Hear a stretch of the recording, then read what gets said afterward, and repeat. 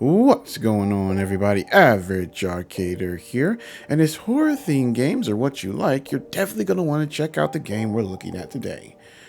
Underwater Horror by Everbloom Games. Now, Everbloom Games is still currently our Spotlight studio, and man, I can't tell you how much fun I've been having with this segment. I definitely will be doing another one with another studio as soon as I can. But if you have missed anything on this Spotlight segment, make sure to go to the main page on our channel where you can see a nice little section underneath the current uploads where all the Spotlight segment stuff is there. All the interviews, the Let's Plays, the showcases, the reviews, all are there. So if you've missed anything and you have been liking the Spotlight segment, make sure to go check that out. But without further ado, let's get into the review. Now, I want to get this review started by talking about the overall look and atmosphere of the game, which Everbloom Game nails, because that's one of their talents. With their great level design, as well as their sound and music, they really always knock it out of the park, and Underwater Horror is no different. We're going to start out by taking a look at the world design. When you see it, you can clearly see that a lot of time and effort went into its design. They had a look they were going for, and I think they nailed it.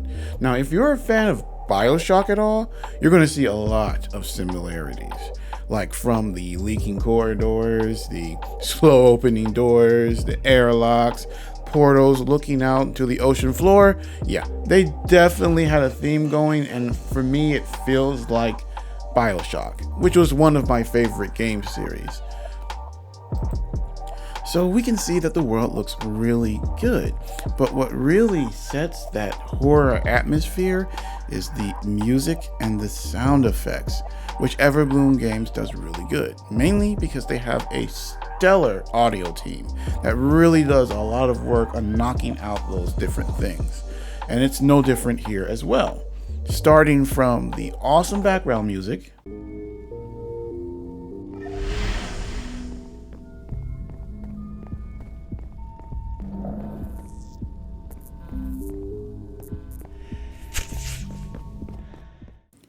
the top-notch voice acting, It's getting through to you, but I hope it is. I've barricaded the apartment best I can, so don't come back. I'm sorry. I had to. There's something outside. I saw it. Eat the Carsons. and the sounds from the mutated monsters you're going to be dealing with.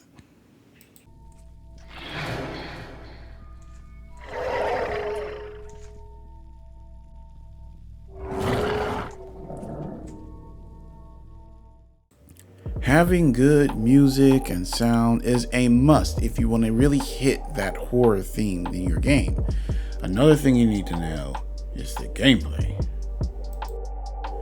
Now, I kind of have mixed feelings when it comes to the gameplay in Underwater Horror. Don't get me wrong, it's not bad. I just feel like in some sections, it's a little tedious. Let me explain. Now, the gameplay in Underwater Horror is set up kind of like this. Every single area is like a small puzzle that you have to complete while avoiding dangerous monsters. You cannot fight them. There is no combat here. If you find a monster and it chases after you, the only thing you can do is run and hide. There is no fighting it, which I'm okay with. Many horror games do this, and it's kind of fun to figure out how to get past monsters. But what I feel hurts Underwater Survival is that some areas have a lot of monsters, and not all of them are like the big guys. Like, not being able to fight the huge ones, I understand. A lot of them, though, are kind of small, come in large numbers, and are kind of annoying because they won't go away. Sometimes when you enter an area, these things are right on you instantly. Like, no sneaky, no matter what you do, doesn't matter. They're there. And you can't fight them. And I feel like they should be fightable. They're not that big. They look cool, but they're not that big, and I'm just like, well, why can't I just kill this thing real quick and then avoid the big one that's over there? It's kind of like one of those things. Again, it doesn't make the gameplay bad. I feel like it takes away from the horror theme. Many horror games, you are having to deal with multiple monsters, but they're big, they're creepy, and they constantly are coming and going. You never know when they're going to pop back out again. Kind of in underwater horror, you kind of, once you get started, it keeps going. And there aren't that many breaks in the cycle of running away from the monsters. And I feel like they could have done that a little differently by making it so that the bigger monsters pop out more, but in a way that you don't see coming. A lot of times you can see it coming, and I think that kind of takes away from the horror. Like, you never know when it's gonna pop out next. I think that gets you more on the edge, whereas by the later game with the system they have now, you start to, okay, yeah, I know something is going to be there. You know, how am I going to avoid it? It gets a little bit more tedious than scary, if you know what I mean. Again, this is just how this affects me. I feel most players aren't even going to even be affected by this. All in all, it still is good gameplay. Okay, lastly, I'm going to talk about the story. And just like I normally do with Everbloom, I'm not going to go too much into detail about it because I don't want to ruin it. Everbloom, that is their strength, their stories. And they design them for you to actually experience them as they go. That is the big part about it. You know, having someone tell you isn't as good as actually experiencing their storytelling firsthand. So I'll just give you a little brief summary of it. Basically, you found yourself in the underwater city of Foundation. For some strange reason, the local zoo that's there, all the dangerous creatures that were in it have been let loose. And you have to figure out, one, how to get out of the city and why that happens.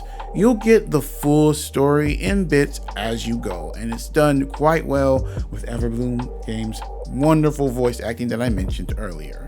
Definitely sets the mood good. It is an interesting story. They love to kind of throw a lot of things at you at once, give you a little twist here and there, and tell a funny, interesting, and dark story.